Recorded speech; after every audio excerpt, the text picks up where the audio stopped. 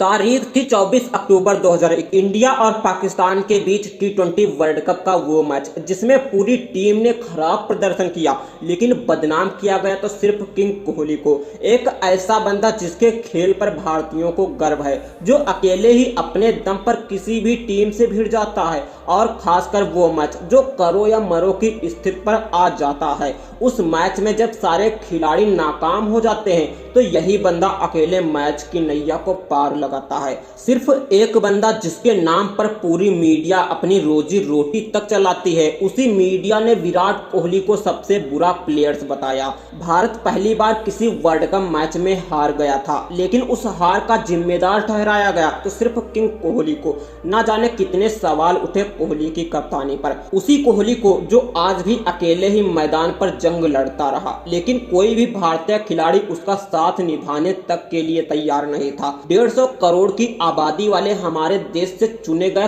15 players में से 14 players की किसी ने आलोचना तक ना की। उन 10 प्लेयर्स की किसी ने आलोचना तो दूर की बात है, विशेष बात करना भी ठीक नहीं समझा। उनके खराब खेल के कारण ही भारत यह मैच हार गया, पर हार का हर बार जिम्मेदार ठहराया गया तो सिर्फ विराट कोहली को।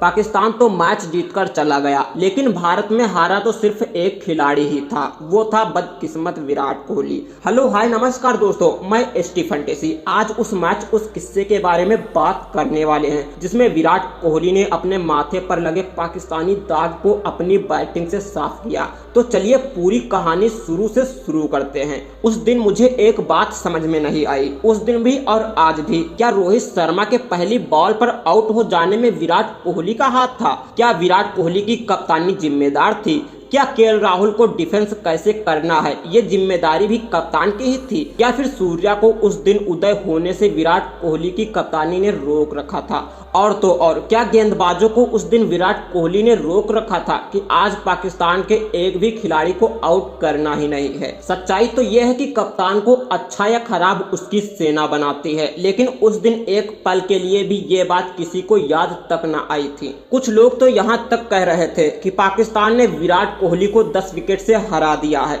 उस दिन विराट कोहली को आइडल मानने वाले बाबर विराट कोहली के किले तक को फतेह कर डाला था, लेकिन अब बारी थी विराट कोहली के बदले की। विराट कोहली को बदला लेने का मौका भी जल्द मिल गया, क्योंकि जो जख्म पाकिस्तान ने विराट कोहली को दिए थे, उसी इवेंट पर 364 दिनों के बाद पाकिस्तान की टीम विराट कोहली के सामने खड़ी थी।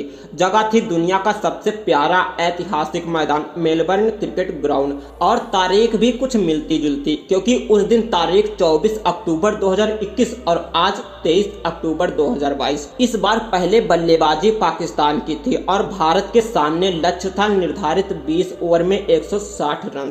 इस मैच में कुछ चेंज था तो वो था भारतीय कप्तान, लेकिन इस बार भी टॉप ऑर्डर बैट्समैन की थोड़ी सी आलोचना काम आई। इस बार के कप्तान रोहित शर्मा पिछली बार की तरह 0 पर आउट नहीं हुए, उन्होंने अपने नाम के बदले 4 रन बनाए, जिसमें गेंदें कुल 7 शामिल थी। अब बारी थी दूसरे ओपनर्स केएल राहुल की, जिनको खुद यह पता नहीं था कि इतने बड़े मैच में उनसे रन बनेंगे भी या नहीं। राहुल भी कप्तान रोहित की राह पर चलते हुए 4 रन बनाए, जिसमें गेंदें शामिल थी 8। अब भारतीय टीम उन 1.5 करोड़ लोगों के चेहरे पर वही परेशानी एक बार फिर से लाकर रख दी थी, जिसको भूलने के लिए भारतीय फैंस ने 364 दिनों का समय लिया था। इसके बाद ग्राउंड पर एंट्री हुई एक तरफ विराट कोहली की तो दूसरी तरफ सूर्य कुमार यादव की। इनकी बल्लेबाजी पर भारतीय फैंस को बहुत ज्यादा भरोसा था, खासकर सूर्या पर, लेकिन उस दिन भी सूर्य निकलने से पहले ही ढक दिया गया। इस समय भारतीय टीम पूरी तरह से बैक फुट पर आ चुकी थी। एक तरफ कोहली उस दिन भी अकेले ही पाकिस्तानियों से लड़े जा रहे थे। इस दिन साथ दिया तो सिर्फ एक बंदे ने, जिसका नाम हार्दिक पांड्या है। पांड्या और कोहली दोनों अकेले ही उन 11 पाकिस्तानी खिलाड़ियों से लड़ते रहे, जो पहले से ही भारत पर अपना शिकंजा कस चुका था। 15 ओवर्स तक पाकिस्तान की टीम भारत पर पूरी तरह से हावी थी। स्कोर की बात करें तो यहाँ पर मात्र 100 रन थे, मतलब कि आखिरी 30 गेंदों पर 61 रनों की अब भी जरूरत थी।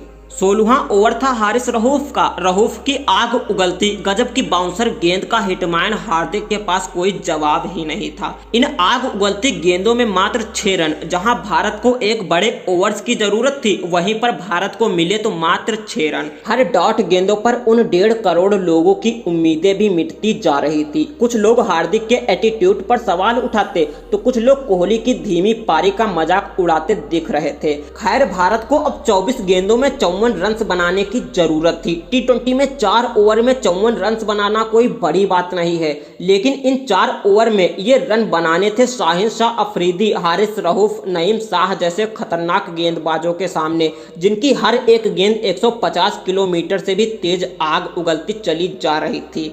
अब 17वां ओवर नसीम शाह का था। इस बार भी शाह की आग उगलती गेंदों के आगे हार्दिक विराट को पीछे हटना पड़ा। इस ओवर में भी भारतीय खिलाड़ियों को मिले तो मात्र 6 रन। अब रन्स बनाना काफी कठिन होता चला जा रहा था। इस समय इक्वेशन थी 18 गेंदों पर 48 रन। एक तरफ पाकिस्तान का बेस्ट बॉलर तो सामने runs machine king Kohli. Virat ने शाहिन शाह अफरीदी की रिपुटेशन को ध्यान में रखा और पहली ही गेंद पर चौका लगा दिया। ये अंजाम नहीं, ये तो आगाज था। विराट ने शाहिन को आड़े हाथों लिया और तीसरी गेंद पर फिर से चौका लगा उन 1.5 करोड़ लोगों को बता दिया कि विराट ना तो कल बेकार था और ना आज। अब भारत को जीत के लिए 12 गेंदों पर 31 रनों की जरूरत थी। वो कहते हैं ना कि टी20 में 20वें ओवर से ज्यादा इंपॉर्टेंट 19वां ओवर होता है। यही मुसीबत भारतीय दर्शकों को सताती चली जा रही थी, क्योंकि 19वां ओवर था हारिस रऊफ का, जिसकी हर एक गेंद 150 किलोमीटर के हिसाब से आग उगलती थी। ओवर्स की शुरुआत हुई तो ओवर्स की पहली 4 गेंदों में से हार्दिक ने 3 गेंदें खेली और रन बनाए मात्र 2। हारिस रऊफ लगातार अपनी तेज गेंदबाजी से आग उगलते चले जा रहे थे। अब भारत को 8 गेंदों पर 28 रन बनाने की जरूरत, और अब भी 2 गेंदें हारिस रऊफ की बची हुई थी। विराट को इन्हीं 2 गेंदों पर पूरा चांस लेना था। रऊफ ने फिर से वही शॉर्ट पिच गेंद डाली, लेकिन कोहली को पता था कि स्टेट की बाउंड्री सबसे छोटी बाउंड्री है, इसीलिए शॉर्ट पिच गेंद पर भी विराट कोहली ने सामने की तरफ एक ऐसा शॉट मारा जिसे शॉट ऑफ द सेंचुरी कहा जाता है। ये एक ऐसा शॉट था जो आज भी हारिस रऊफ के सपनों में आता होगा। हारिस रऊफ का रिएक्शन भी देखने लायक था। रऊफ को विश्वास ही नहीं हुआ कि उनके साथ हुआ क्या है। आखिरी गेंद पर भी विराट ने बॉलर के दिमाग को पढ़ा और जान गए कि गेंद अब की बार बॉडी पर आने वाली है, और हुआ भी कुछ ऐसा ही। रऊफ ने गेंद डाली, कोहली ने अपनी टाइमिंग के चलते उस गेंद को बाउंड्री के पार 6 में तब्दील कर मोमेंटम को भारत की तरफ ही बना दिया। अब मात्र 6 गेंदों का खेल बचा हुआ था। अब भारत के लिए अच्छी खबर तो ये थी कि 20वां ओवर ना तो हारिस रऊफ के पास था, ना शाहीन, ना नईम शाह के पास, बल्कि 20वां ओवर था तो मोहम्मद नवाज के पास, जो कि एक मीडियम पेसर्स हैं। ऐसे में भारतीय दर्शकों को थोड़ी सी राहत मिली, क्योंकि मीडियम पेसर्स बॉलर के ओवर में 16 रन बनाए जा सकते थे। नवाज ने पहली ही गेंद पर परिवर्तन किया और गेंद को थोड़ा सा तेज कर दिया। फिर क्या, हार्दिक लंबा शॉट्स मारने के चक्कर में अपना विकेट गंवा बैठे। इस समय भारत को जीत के लिए 5 गेंदों पर 16 रनों की जरूरत थी। विराट कोहली अपनी सूझबूझ दिखाते हुए 2 गेंदों पर 2 रन दौड़कर पूरे कर लिए थे। अब भारत को जीत के लिए आखिरी 3 गेंदों पर 13 रनों की जरूरत थी। मोहम्मद नवाज ने अपनी चौथी गेंद में फिर से परिवर्तन किया, लेकिन इस बार लेने के देने पड़ गए।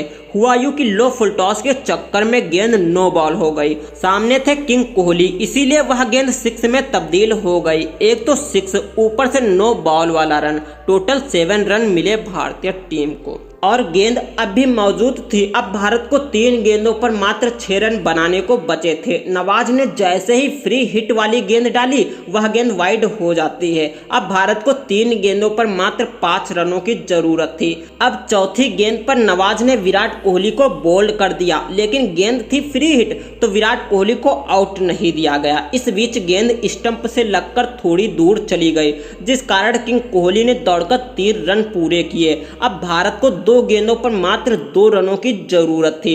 नवाज ने 5वीं गेंद पर दिनेश कार्तिक को स्टंप आउट करवा दिया। अब भारत को 1 गेंदों पर 2 रन की जरूरत थी। फैंस की मुश्किलें तो इसलिए बढ़ी क्योंकि स्ट्राइक पर थे नए बल्लेबाज रविचंद्र अश्विन। नवाज ने लास्ट गेंद डाली और वह गेंद वाइड हो जाती है। अब भारत की उम्मीदें पूरी तरह से लौट चुकी थी। इसके बाद क्या, नवाज ने लास्ट गेंद डाली, रविचंद्र अश्विन ने उस गेंद को बॉलर के ऊपर से चौका लगा, भारत को जीत ही दिला दी। भले ही अश्विन ने भारत को यह जीत दिलाई, लेकिन मुश्किल समय से लेकर आखिरी समय तक जिसने लड़ाई लड़ी वह कोई और नहीं बल्कि वही योद्धा किंग कोहली था, जिसको लोग कल तक भारतीय टीम से निकालने की बातें कह रहे थे। वो कहते हैं ना, शुरू तो सभी कर लेते हैं लेकिन अंजाम तक सिर्फ वही पहुंचते हैं जो योद्धा होते हैं। क्यों, सही कहा ना मैंने?